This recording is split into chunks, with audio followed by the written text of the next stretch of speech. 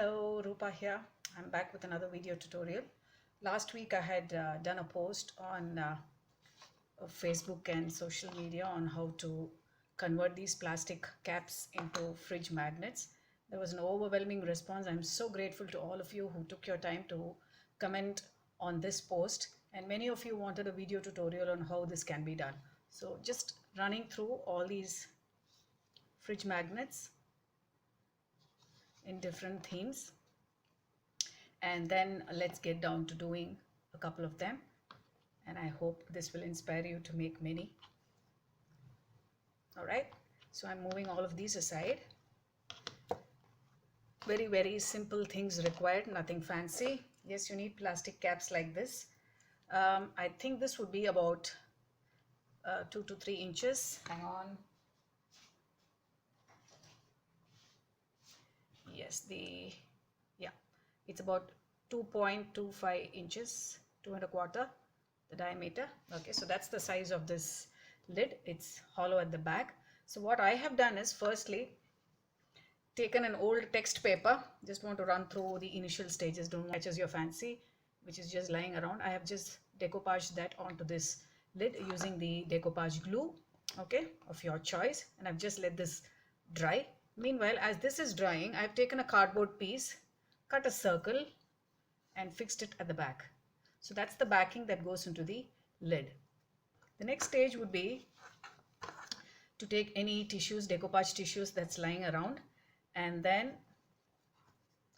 do the decoupage on the lid. So I have intentionally done one lid in a very vintage tone of text paper. This is from Mills & Boon, and this is from another children's notebook, which is a little whitish. So what I do basically is, just so to dull the script that is on the text, what I do is I do a light water wash of gesso on top of it. The script is not too prominent. Sorry about that. Okay, so just a little water wash here. You don't want the script too prominent. Okay.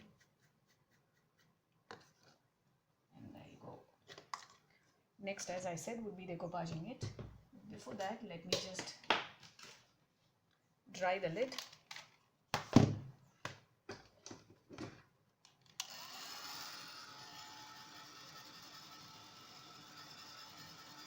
I'm sure you must be having a lot of lids like these.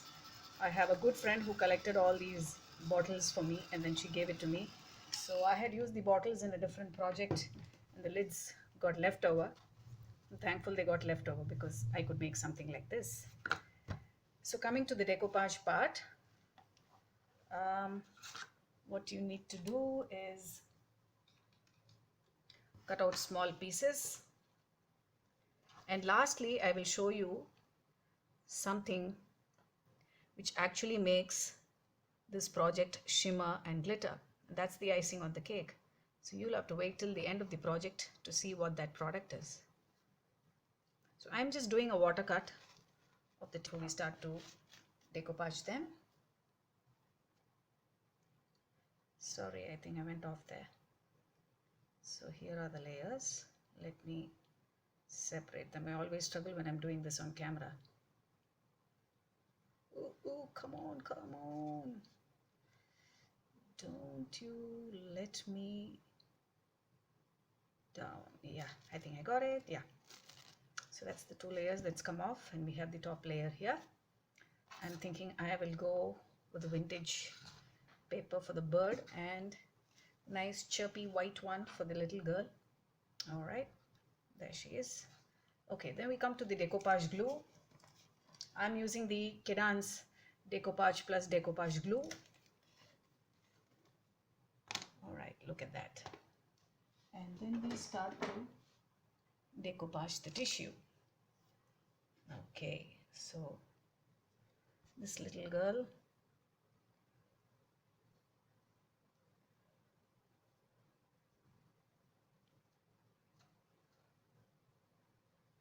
nice and happy on a wheel.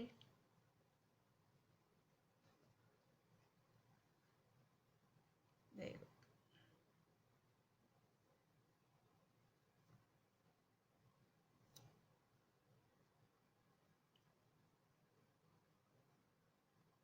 So you can decoupage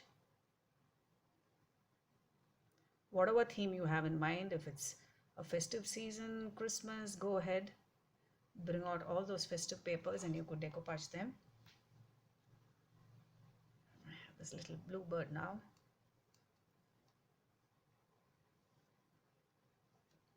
These tiny little things make it so worthwhile. I mean, if you can transform something small like this and have them as decor pieces, brings so much joy. Otherwise, these would have just ended up in a landfill. Gives me immense pleasure every time I recycle or upcycle something in plastic. As much as you don't want to use them, but what do you do with what is available already? You might as well give them a new life. So here it is, the little blue bird sitting on this. So what I'm going to do is dry this and then come back. Okay, so these lids are dry, the decoupage glue has dried, and so is the backing. The cardboard backing is nice and snug here. So next step would be, I have this cotton string with me, this jute, not a jute rope, this is a cotton rope. So I'm going to stick this around just so that the sides, the ugly sides, are covered. We don't need to show the plastic. I'm using a glue gun here. So that kind of covers the cardboard also. So I'm starting from one end. So where the cardboard is stuck, kind of covers that circle here. So I basically put the glue for the first round.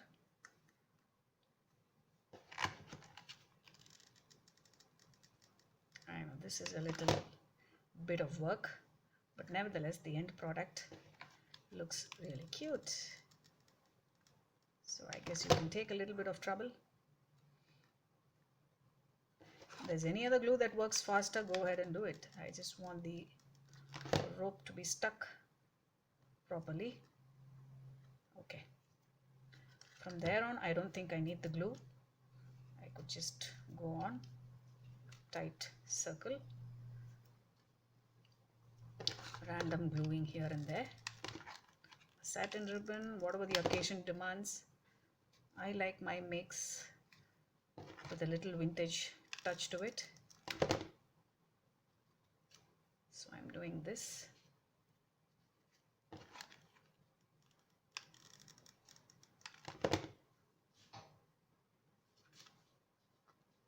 So you see that the rope is covering up till the lid now.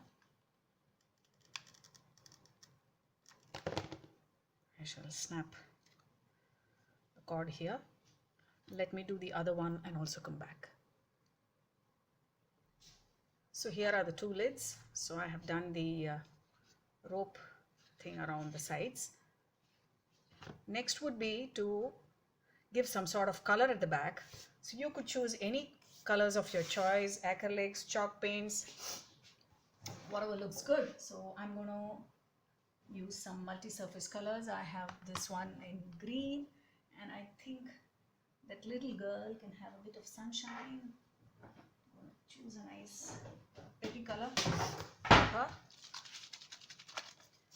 So just take a brush.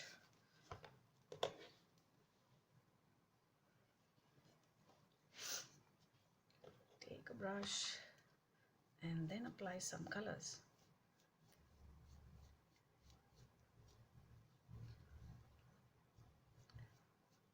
Colors of your choice, anything that will make this look nice and bright. Like I said, whatever your theme, according to that, you could apply the colors.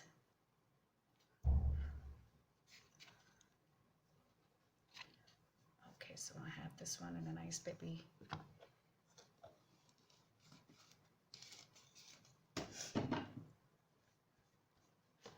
I'm looking at giving the birds a bit of greenery around. So there you go.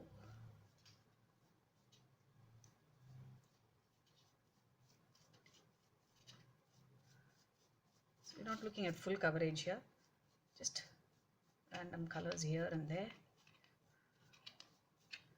And once that is done, I like to take some brown. Yes, my projects are incomplete without the brown, so I have the brown color here. Tiny sponge here, and then let me go on the sides. Okay, so that's kind of distressing the edges with paint, a little bit here and there on the texture, the rope. Okay, so that's how it looks. So you have the edges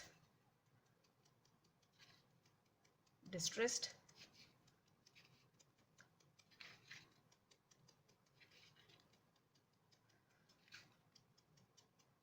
Alrighty, now we come to the main thing, the icing on the cake. How do you make that glitter?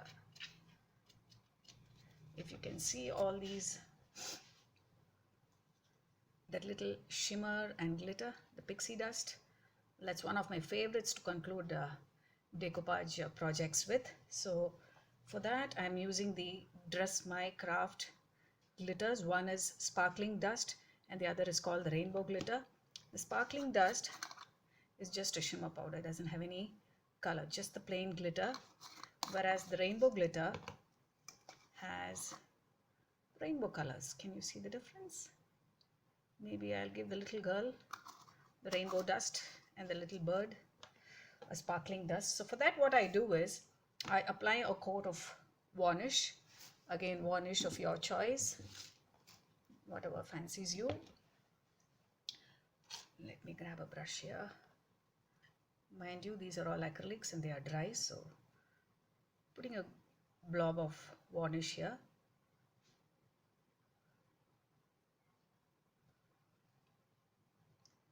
Okay, so now before the varnish dries, I think the varnish is there everywhere, yeah, varnish dries, I'm going to sprinkle the dust. So for this I'm going to use the sparkling dust. I'm doing it just where the bird is, so he gets highlighted nice and shimmery. Just a pinch of the dust.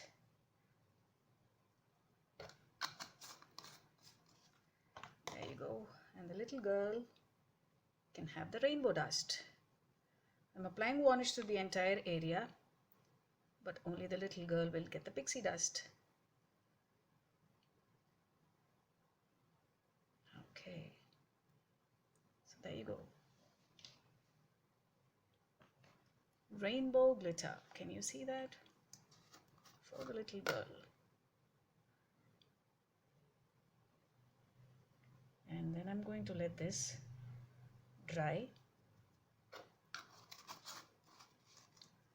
Let that dry. So once again, telling you the Dress My Craft rainbow glitter and sparkling dust, this is available at Crafters Corner. I will put the link below. There they go, let them dry. So next what I do is I have these Tim Holtz stickers. They've been lying with me for ages now, not knowing what to do, and I think they did find a place today. Okay, for this project they're just perfect. Just that little word, some emotion that you want to catch on from the decoupage tissue. So for the little girl I have said fun, and for the bird I have put believe. So I have mounted it on black cardstock here and just then cutting it off, so that kind of pops up the coat, giving a little margin. It gives a nice rustic vintage look. Here it is, the coconut coir. So as this is drying, I shall come back and then show you the final product. Okay, so the varnish is dry and I have the stickers on here. Now I have some flowers and the coconut coir, so I'm just going to stick one lot. I think it looks more natural on the bird. Probably would omit for the little girl. So there you go with the glue.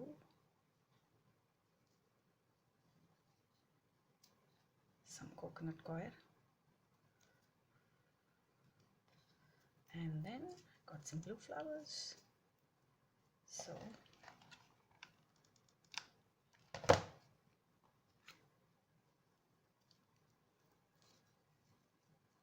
oh, I forget that I'm going off camera. Okay, so just sticking the flowers here for the little bird.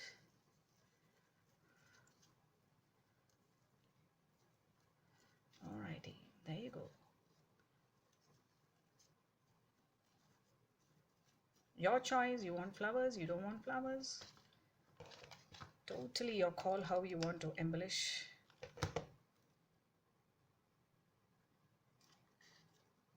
The little girl wants to have fun. Okay, and then I'm just going to trim these overhangings here. Doesn't come in the way when you are hanging it. Okay, let me clear this and then show you what's to be done. Finally is the fixing of the magnets. Choosing this very small piece of magnet here I have with me. Okay, this has been in my stash for a very long time. I'm going to use a super glue, a quick drying super glue. At the back, a few drops, and there you go.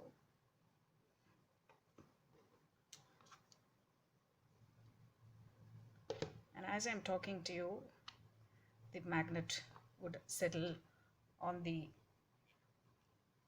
back, just a cardboard backing, and then voila, your magnets are ready. You can choose to color the back if you think that it looks plain and not so catchy. So just showing you, this is a magnetic sheet and I have the magnet stuck onto it. So that's pretty much this project. I hope you enjoyed it and would give it a try. And as I said, the icing on the cake is the Dress My Craft glitter dust. Please do get them. This project is definitely incomplete without that. I had great fun doing this for you. Thank you as always for your overwhelming response to all my projects. I look forward to doing a tutorial soon. Until then, bye bye.